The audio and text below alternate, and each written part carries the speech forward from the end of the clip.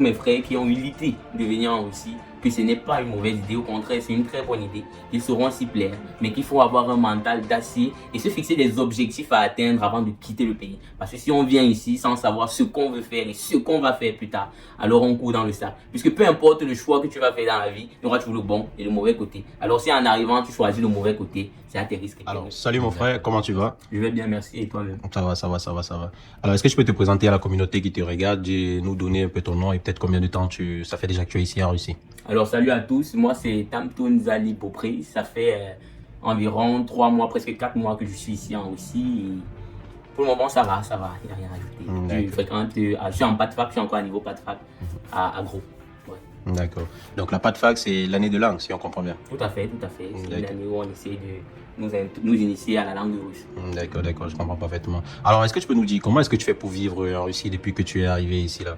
Comment tu fais pour manger? Qu'est-ce que tu fais pour avoir de l'argent et tout? Est-ce que tu reçois encore l'argent du pays ou bien un truc du genre? Comment tu fais pour vivre, s'il te plaît? Alors, à mon arrivée en Russie, je ne suis pas venu avec une somme précise. Donc, ce qui fait que j'ai été accueilli par des grands frères en Russie qui ont pu m'aider dans le sens où ils ont pu me trouver un travail pour que je puisse suivre à mes besoins quotidiens. Et la chance qu'on a, c'est que ici en Russie, avec le socialisme qui régit la politique de la Russie, on a l'opportunité d'avoir du travail assez facilement. Mais ce travail aussi, le travail dépend également aussi de ton niveau de langue. Donc j'ai bien été encadré malgré mon ignorance en langue russe. Et donc j'ai pu quand même avoir quelque chose pour pouvoir subvenir à mes besoins. D'accord, d'accord. On parle de travail ou de job là, parce que c'est un peu ambigu, frère. Exactement, on parle de job. Ah, d'accord, d'accord. D'accord, d'accord, d'accord. Donc, avec l'aide de tes grands frères qui étaient déjà ici, tu as pu trouver quelque chose qui pouvait te donner de quoi t'entretenir, c'est bien cela? Tout à fait. D'accord, d'accord. Alors, la vie en Russie, comment tu l'as trouvée? Elle est difficile ou bien elle est abordable? Je dirais glacée. Oui, la vie en Russie est très glacée, surtout en une période comme cette période-ci. Mais en général, de façon générale, la vie en Russie, elle est abordable. Le coût des produits ne sont pas élevés. Au niveau nutritionnel, on s'en sort très bien. Il n'y a pas tellement à se plaindre. Il n'y a pas à se plaindre. On va dire que ce qui rend quand même la Russie assez déplorable, c'est la monnaie. Mais sinon, la monnaie qu'ils vivent avec ici leur permet justement de vivre sans problème. D'accord, d'accord, je comprends parfaitement. Donc, ça veut dire qu'avec la monnaie, tu peux t'en sortir. Tu t'en sors comme tu peux, c'est ça? Exactement, il n'y a pas de souci de ce côté. D'accord, d'accord. Alors, avec la langue, ça fait, j'ai dit presque 4 mois que tu es là. Comment est-ce que tu fais pour t'en sortir? Comment tu fais pour gérer le problème de langue? Tu avais déjà appris la langue au pays avant d'arriver ici? Non, en quittant d'ici, du pays, je ne connaissais rien en russe. Alors, à mon arrivée, vu qu'on n'avait pas encore commencé l'école et tout, j'ai commencé à essayer de m'intéresser à la langue. C'est ce qui m'a permis d'avoir une certaine avance quand je commençais l'école. Mais toutefois, le secret pour pouvoir comprendre la langue en Russie, c'est de partir à l'école, ne pas négliger l'école au profit du travail. Il faut pouvoir connaître son objectif parce que c'est en apprenant la langue, au profit du job autant pour moi, parce que c'est en apprenant la langue que tu pourras justement avoir un travail conséquent en fait. Donc il faut aussi avoir le temps de réviser, ne pas lâcher, voir des films russes, écouter même des musiques russes autant que tu peux, histoire de t'imprégner et chercher une camaraderie, c'est-à-dire des amis russes avec qui tu peux échanger pour apprendre des mots de jour en jour. D'accord, c'est ça qu'on appelle l'intégration, si on se comprend bien. Voilà, je n'aurais pas mieux dit. D'accord, d'accord, d'accord.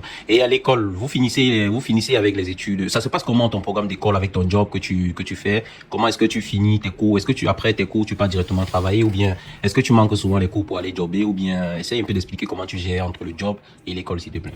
En fait, moi, je raconte plus le profil à l'alternance, c'est-à-dire je pars à l'école le matin, vu que notre école commence vers 10h, je pars à l'école le matin, je finis vers 13h. Et si j'ai pu trouver un job, comme dans le cas échéant, trouver un job qui part de 14h à environ 20h, j'y vais. Ça me permet de suivre mes besoins. Ça ne veut pas dire que ce job va te permettre d'épargner une forte somme, mais ça te permet au moins d'avoir de quoi manger au quotidien en espérant maintenant trouver grand. Donc, je privilégie d'abord la langue pour pouvoir atteindre un certain nombre d'objectifs. Justement, parce que tu sais ce qui t'attend, c'est que tu connais mieux la langue, c'est bien cela? Effectivement. D'accord, d'accord. Alors, après l'année de langue, qu'est-ce que tu comptes faire, s'il te plaît? Après l'année de langue, je compte m'inscrire dans une université où je ferai informatique.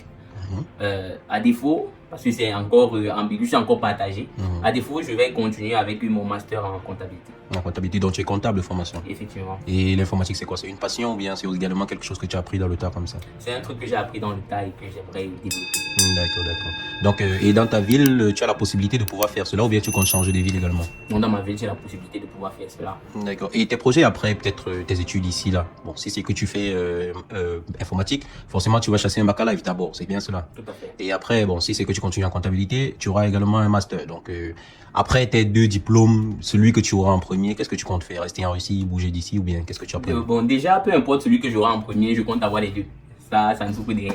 Bon, maintenant, après ça, tout va dépendre de l'avenir. Je suis pas, mes projets peuvent se mûrir au fur et à mesure que j'avance dans la filière. Donc, je ne peux pas te dire avec exactitude, mais ma projection dans 5 ans ou dans 3 ans.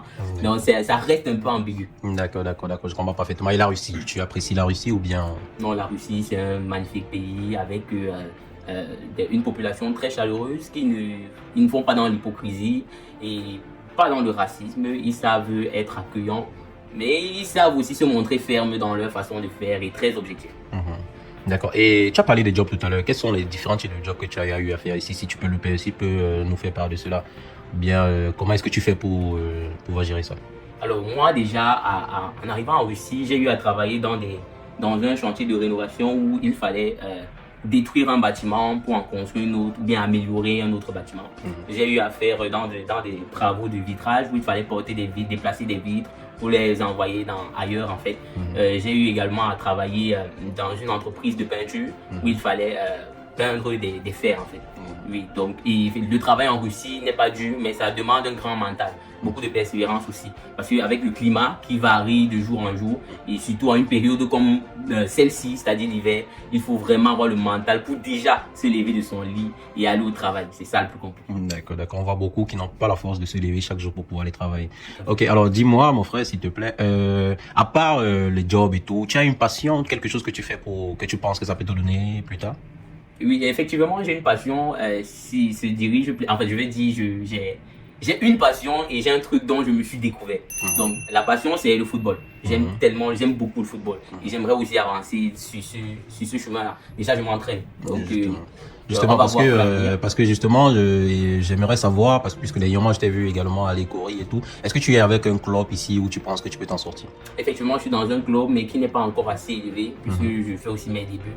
Et aussi avec la non-maîtrise de la langue russe. Ce serait un mensonge de dire que je suis arrivé directement, je suis tombé dans un magnifique club. Donc, je fais mes débuts avec eux, mais à la longue, je pourrais changer ou avancer avec cette équipe en fonction de notre niveau à venir. Toujours est-il qu'il faudrait que tu maîtrises la langue pour pouvoir savoir comment t'exprimer là-bas, n'est-ce pas? La langue, c'est la base. D'accord, d'accord. Alors, qu'est-ce que tu peux dire à tes frères d'Afrique, tous ceux-là qui rêvent de pouvoir quitter de leur pays, tous ceux-là qui ont peut-être cette envie de venir en Russie comme toi ou de partir ailleurs? Qu'est-ce que tu peux leur conseiller? Peut-être, est-ce tu les encourages à quitter ou bien à rester chez eux en Afrique? Je dirais à tous mes frères qui ont eu l'idée de venir en Russie que ce n'est pas une mauvaise idée, au contraire, c'est une très bonne idée. Ils sauront s'y plaire, mais qu'il faut avoir un mental d'acier et se fixer des objectifs à atteindre avant de quitter le pays. Parce que si on vient ici sans savoir ce qu'on veut faire et ce qu'on va faire plus tard, alors on court dans le sac. Puisque peu importe le choix que tu vas faire dans la vie, il y aura toujours le bon et le mauvais côté. Alors si en arrivant, tu choisis le mauvais côté, c'est à tes risques et périls. D'accord, d'accord. Merci beaucoup, Beaupré, d'avoir répondu à nos questions. Vivement à la prochaine. Bonne journée, mon frère. Bonne journée, merci beaucoup. D'accord.